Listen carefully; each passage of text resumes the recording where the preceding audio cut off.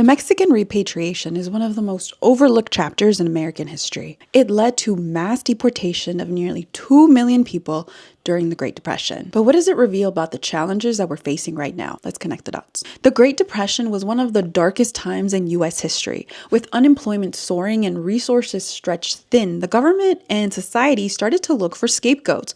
Unfortunately, many of those fingers pointed at Mexicans and Mexican Americans. This period is called the Mexican repatriation, referring to the mass deportation and voluntary return of Mexicans and Mexican Americans from the U.S. to Mexico. Estimates suggest between 300,000 and 2 million people were forced to leave the country. What's even more shocking is nearly half of them were U.S. citizens, including children born right here in America. The Great Depression created a widespread unemployment, and many Americans began to believe that Mexicans were taking their jobs that belonged to them.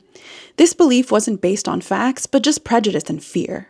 Local governments, sometimes supported by private organizations, I don't know if sound familiar, organized mass deportations. Some people were offered financial incentives to leave voluntarily, while others weren't even given a choice. Raids were conducted in communities, workplaces, and even public parks to detain and deport Mexican families. Because of Mexican repatriation, families were torn apart. U.S.-born children were forced to live in a country they never even visited. Entire communities were dismantled, leaving a lasting scar on the Mexican-American identity. Decades later, in 2005, the state of California formally apologized for its role in the repatriation. The Apology Act acknowledged the violation of civil liberties and constitutional rights. But even today, Americans don't know this history. So why does this matter right now? Because history has a way of repeating itself, even today. Understanding that Mexican repatriation helps us recognize the dangers of scapegoating communities during times of crisis. It is a reminder to stand up for justice and ensure that no group